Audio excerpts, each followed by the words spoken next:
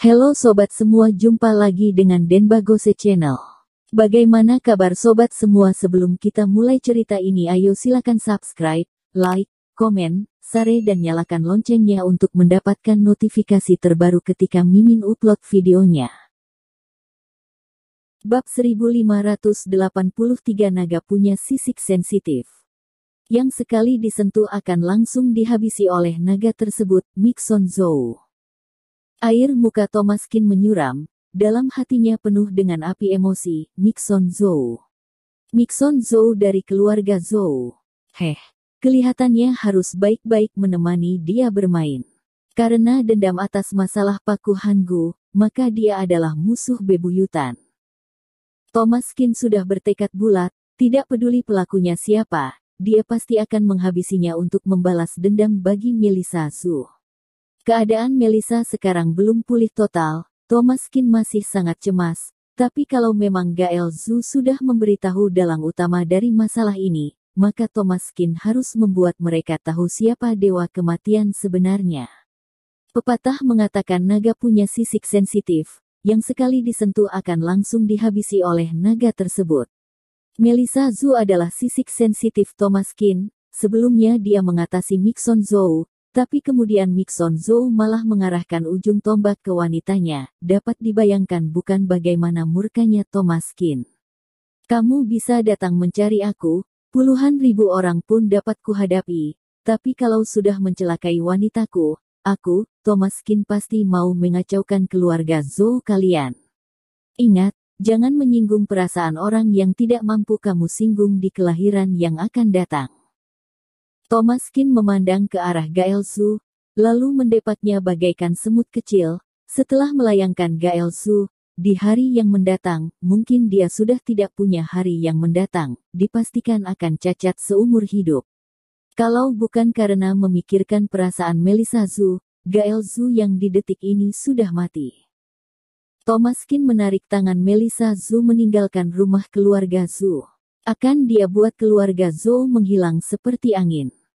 Keesokan harinya, Thomaskin mengumpulkan Rudianto Yan, Lucas Pei, Ferdi Meng, dan Ervandi Sun untuk bekerja sama melawan keluarga Zhou.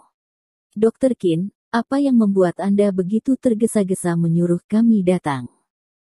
Rudianto Yan memandang ke arah Thomaskin, juga Ferdi Meng dan Ervandi Sun. Mereka yang ada di dalam ruangan dengan penasaran. Air muka Dr. Qin sangat suram, kelihatannya pasti ada masalah besar yang terjadi.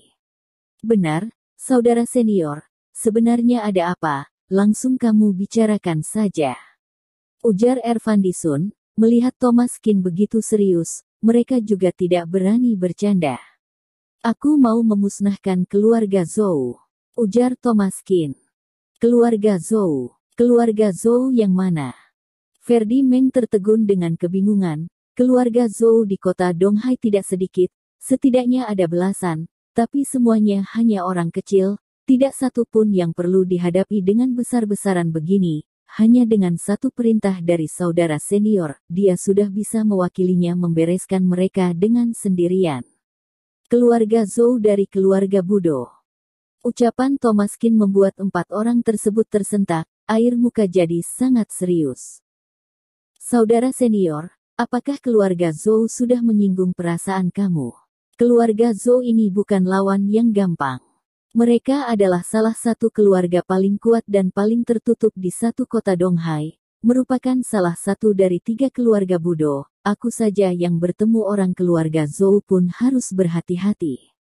Dulu saat aku membuat proyek dan menyinggung keuntungan mereka, akhirnya harus mengganti rugi ratusan juta, tapi hanya bisa diam saja tanpa dapat melawan. Bagaimana mereka bisa ada perselisihan dengan saudara senior? Ekspresi Ferdi Meng sangat serius dan takzim. Keluarga Zhou tidak seperti dulu lagi. Mereka adalah keluarga Budo yang sebenarnya, siapapun tidak berani meremehkan. Ervandi Sun juga sangat was-was. Benar, saudara senior, kamu bisa langsung ceritakan saja apa yang terjadi.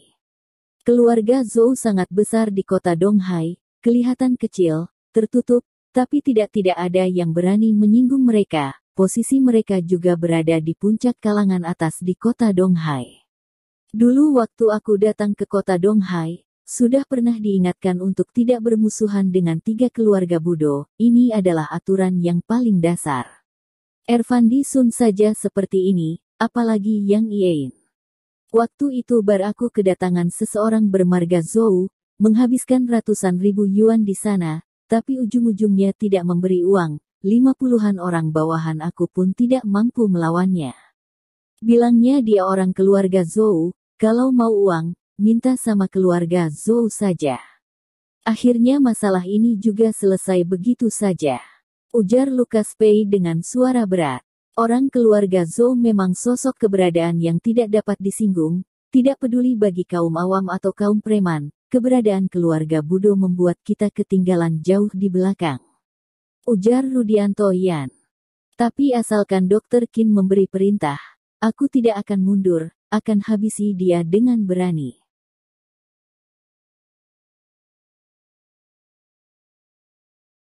Bab 1584 Langit Kota Donghai. Thomas Qin tersenyum kecil, dalam hatinya tahu semua ini. Aku bukan mencari kalian untuk melawan keluarga Zhou. Aku hanya ingin melihat mereka sehebat apa.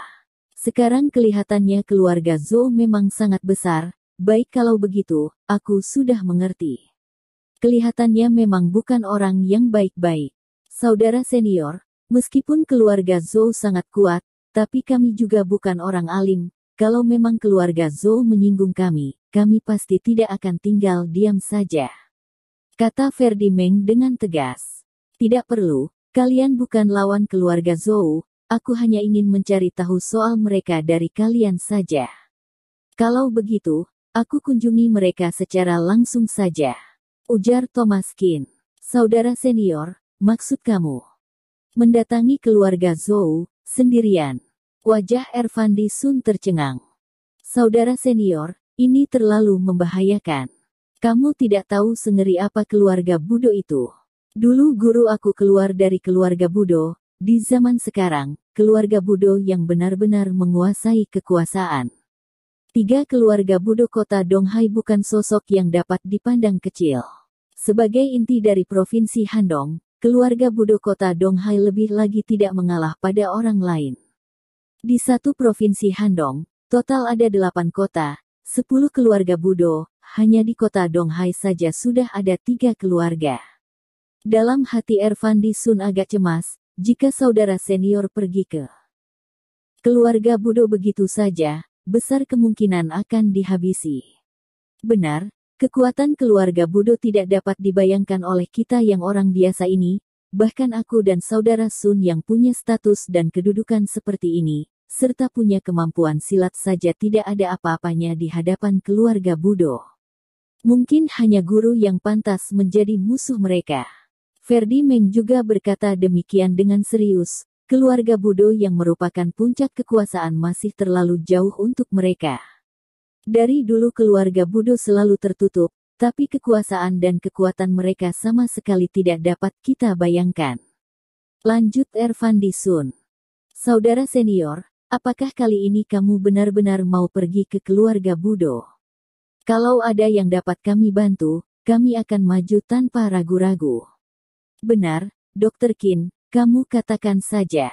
Aku dan Rudianto Yan pasti akan menyerang manapun yang kamu tunjuk. Kecuali kalau kami berdua mati, nyawa ini pun milik Dr. Qin. Ujar Lukasi Pei dengan setia kawan. Terima kasih atas niat baik kalian, tapi aku tetap mau pergi melihat seberapa kuat mereka keluarga Budo.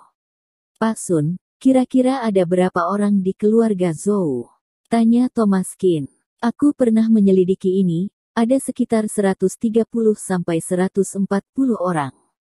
Sebagai pimpinan kota Donghai, aku pasti harus mengenal mereka dengan baik, meskipun aku juga tidak berani menentang mereka, tapi setidaknya tahu mereka bagaimana. Ujar Ervandi Sun. Baik, aku sudah ada perkiraan. Jika memang demikian, tidak ada yang perlu dicemaskan lagi. Keluarga Budo, asalkan berani melawan aku juga pasti akan membuat mereka mati pun tidak punya liang kubur. Ujar Thomas Qin dengan tersenyum dingin. Ini, saudara senior, Apa lebih baik kita buat rencana sematang-matangnya dulu saja? Ervandi Sun mencemaskan keselamatan Thomas Kin. Tidak perlu, tekadku sudah bulat, keluarga Zhou sudah menyentuh orang yang tidak seharusnya mereka sentuh, maka aku akan pergi menghancurkan dia secara langsung. Ekspresi Thomas Kin sangat dingin.